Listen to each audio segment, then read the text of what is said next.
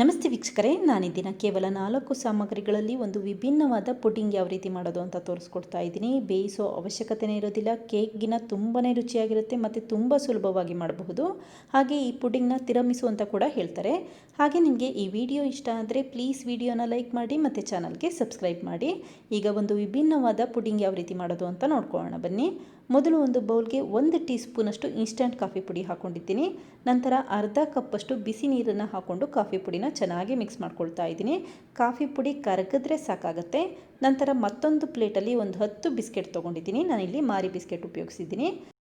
ನಂತರ ಬೇಕರ್ಸ್ ಅವರ whipping cream ಪೌಡರ್ನ ಉಪಯೋಗಿಸ್ಕೊಳ್ತಾ ಇದ್ದೀನಿ. ಈ ರೀತಿ ಒಂದು ಏರ್ ಟೈಟ್ ಬಾಕ್ಸಿಗೆ ವಿಪಿಂಗ್ ಕ್ರೀಮ್ ಪೌಡರ್ನ ಹಾಕ್ಕೊಂಡ್ರೆ 1 ವರ್ಷ ತನಕ ಹಾಳಾಗೋದಿಲ್ಲ. ಬೇಕಾದಾಗಲೆಲ್ಲ ಉಪಯೋಗಿಸಬಹುದು. ಹಾಗೆ ನೀವು ಯಾವ ಕಪ್ಪಲ್ಲಿ ವಿಪಿಂಗ್ ಕ್ರೀಮ್ ಪೌಡರ್ ತೊಗೊಳ್ತೀರಾ ಅದೇ ಕಪ್ಪಲ್ಲಿ ತಣ್ಣಗಿರುವಂಥ ಹಾಲನ್ನು ಹಾಕ್ಕೊಂಡು ಚೆನ್ನಾಗಿ ಮಿಕ್ಸ್ ಮಾಡಿಟ್ಕೊಂಡ್ರೆ ಸಾಕು, ವಿಪಿಂಗ್ ಕ್ರೀಮ್ನ ಮಾಡ್ಕೋಬಹುದು. ಈಗ ನೋಡಿ, ಮತ್ತೊಂದು ಬೌಲ್ಗೆ ಅರ್ಧ ಕಪ್ಪಷ್ಟು ರೆಡಿ ಮಾಡಿರುವಂಥ ವಿಪಿಂಗ್ ಕ್ರೀಮ್ ಹಾಕ್ಕೊಳ್ತಾ ಇದ್ದೀನಿ. ನಾನಿಲ್ಲಿ 1/4 ಕಪ್ಪಷ್ಟು ವಿಪಿಂಗ್ ಕ್ರೀಮ್ ಪೌಡರ್ಗೆ 1/4 ಕಪ್ಪಷ್ಟು ತಣ್ಣಗಿರುವಂಥ ಫ್ರಿಜ್ಜಲ್ಲಿರುವಂಥ ಹಾಲು ಹಾಕ್ಕೊಂಡು ಚೆನ್ನಾಗಿ ಮಿಕ್ಸ್ ಮಾಡಿ ಇಟ್ಕೊಂಡಿದ್ದೀನಿ.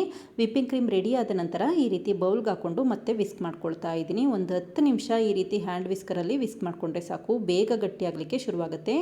ಈ ವಿಪಿಂಗ್ ಕ್ರೀಮ್ನ ನಾನ್ ಡೈರಿ ವಿಪಿಂಗ್ ಕ್ರೀಮ್ ಅಂತ ಕೂಡ ಹೇಳ್ತಾರೆ. ನೀವು ಸೂಪರ್ ಮಾರ್ಕೆಟಲ್ಲಾದರೂ ತೊಗೋಬಹುದು ಅಥವಾ ಅಮೆಝಾನ್ ಆನ್ಲೈನ್ ಮೂಲಕ ಕೂಡ ಆರ್ಡರ್ ಮಾಡಬಹುದು. ತುಂಬಾ ಚೆನ್ನಾಗಿರುತ್ತೆ ಮತ್ತು ತುಂಬ ಸುಲಭವಾಗಿ ವಿಪಿಂಗ್ ಕ್ರೀಮ್ ರೆಡಿ ಮಾಡ್ಕೋಬಹುದು. ಈಗ ನೋಡಿ, ಬೌಲ್ ಸುತ್ತ ಇರುವಂಥ ಕ್ರೀಮ್ನೆಲ್ಲ ಚೆನ್ನಾಗಿ ಮಿಕ್ಸ್ ಮಾಡಿಕೊಂಡು ಮತ್ತೆ ವಿಸ್ಕ್ ಮಾಡ್ಕೊಳ್ತಾ ಇದ್ದೀನಿ. 10 ನಿಮಿಷದಲ್ಲಿ ಈ ರೀತಿ ಬೇಗ ಗಟ್ಟಿ ಆಗಲಿಕ್ಕೆ ಶುರುವಾಗುತ್ತೆ.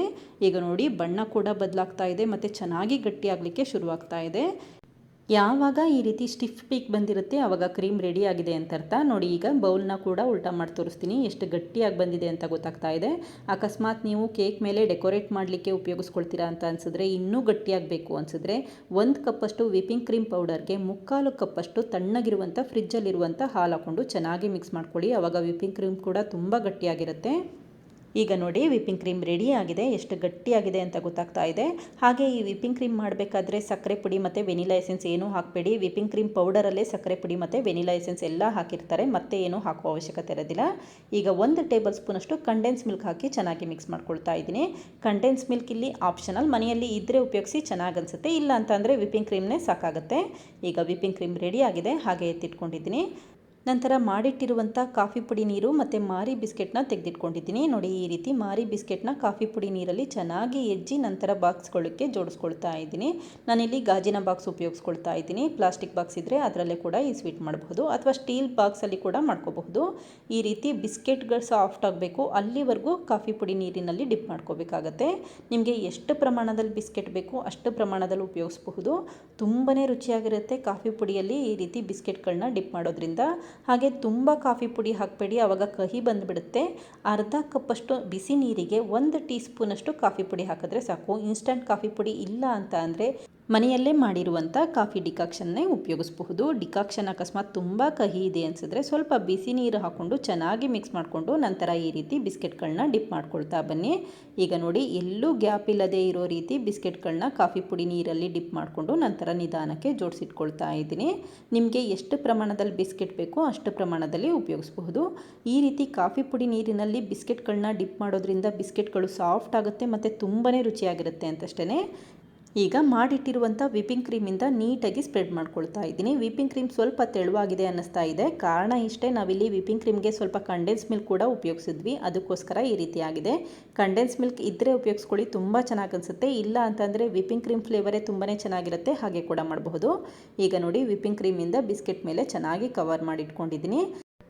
ಈಗ ಮತ್ತೆ ಬಿಸ್ಕೆಟ್ ಲೇಯರ್ನ ಮಾಡ್ಕೋಬೇಕಾಗತ್ತೆ. ಮೊದಲನೇ ಬಾರಿ ಯಾವ ರೀತಿ ಬಿಸ್ಕೆಟ್ಗಳನ್ನ ಕಾಫಿ ಪುಡಿ ನೀರಿನಲ್ಲಿ ಡಿಪ್ ಮಾಡಿಕೊಂಡು ನಂತರ ಜೋಡಿಸ್ಕೊಂಡು ಬಂದ್ವಿ ಅದೇ ರೀತಿ ಮಾಡ್ಕೋಬೇಕಾಗತ್ತೆ.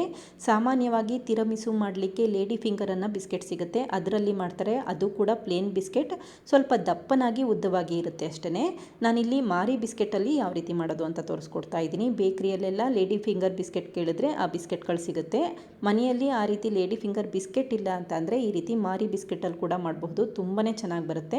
ಈಗ ಉಳಿದಿರುವಂಥ ಕ್ರೀಮಿಂದ ಮತ್ತೆ ಸ್ಪ್ರೆಡ್ ಮಾಡ್ಕೊಳ್ತಾ ಇದ್ದೀನಿ. ಈ ರೀತಿ ನಿಧಾನಕ್ಕೆ ಸ್ಪ್ರೆಡ್ ಮಾಡ್ಕೊಳ್ತಾ ಬನ್ನಿ. ನಿಮಗೆ ಬಿಸ್ಕೆಟ್ ಲೇಯರ್ ಸ್ವಲ್ಪ ದಪ್ಪನಾಗಿ ಬೇಕು ಅನಿಸಿದ್ರೆ ಜಾಸ್ತಿ ಪ್ರಮಾಣದಲ್ಲಿ ಮಾರಿ ಬಿಸ್ಕೆಟ್ನ ಉಪಯೋಗಿಸ್ಬೇಕಾಗತ್ತೆ. ಈಗ ನೋಡಿ, ಮತ್ತೆ ಉಳಿದಿರುವಂಥ ಕ್ರೀಮಿಂದ ಸ್ಪ್ರೆಡ್ ಮಾಡ್ಕೊಳ್ತಾ ಇದ್ದೀನಿ. ಹಾಗೆ ಕ್ರೀಮ್ ಪ್ರಮಾಣ ಜಾಸ್ತಿ ಬೇಕು ಅನಿಸಿದ್ರೆ ಜಾಸ್ತಿ ಪ್ರಮಾಣದಲ್ಲಿ ಕ್ರೀಮ್ ಮಾಡ್ಕೋಬೇಕಾಗತ್ತೆ. ಈಗ ನೋಡಿ ವಿಪ್ಪಿಂಗ್ ಕ್ರೀಮ್ನೆಲ್ಲ ಚೆನ್ನಾಗಿ ಉಪಯೋಗಿಸಿಟ್ಕೊಂಡಿದ್ದೀನಿ. ನಂತರ ಮಾಡಿಟ್ಟಿರುವಂಥ ವಿಪ್ಪಿಂಗ್ ಕ್ರೀಮ್ನ ನೀಟಾಗಿ ಸ್ಪ್ರೆಡ್ ಮಾಡ್ಕೊಳ್ತಾ ಬನ್ನಿ. ಒಂದೇ ಸಮ ಆಗಬೇಕು, ಆ ರೀತಿ ಚೆನ್ನಾಗಿ ಸ್ಪ್ರೆಡ್ ಮಾಡಿ ಇಟ್ಕೊಂಡಿದ್ದೀನಿ. ಈಗ 1 ಟೀ ಸ್ಪೂನಷ್ಟು ಕೊಕೋವಾ ಪೌಡರ್ನ ಈ ರೀತಿ ಸ್ಪ್ರಿಂಕಲ್ ಮಾಡ್ಕೊಳ್ತಾ ಇದ್ದೀನಿ. ಜರಡಿ ಮಾಡ್ಕೋಬೇಕಾಗತ್ತೆ, ಹಾಗೆ ನಿಧಾನಕ್ಕೆ ಎಲ್ಲ ಕಡೆ ಒಂದೇ ಸಮ ಆಗಬೇಕು, ಆ ರೀತಿ ಸ್ಪ್ರಿಂಕಲ್ ಮಾಡ್ಕೊಳ್ತಾ ಬನ್ನಿ.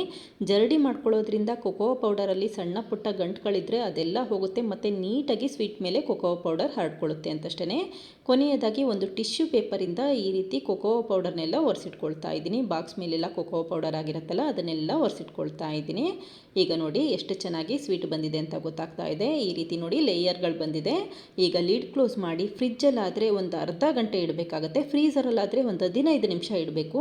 ಈ ಸ್ವೀಟ್ ಚೆನ್ನಾಗಿ ತಣ್ಣಗಾಗಬೇಕು, ನಂತರ ಅಷ್ಟೇ ಸರ್ವ್ ಮಾಡ್ಕೊಳ್ಳಿ. ಅದಕ್ಕೋಸ್ಕರ ಫ್ರಿಜ್ಜಲ್ಲಿಟ್ಟರೆ ಚೆನ್ನಾಗಿ ಅನಿಸುತ್ತೆ.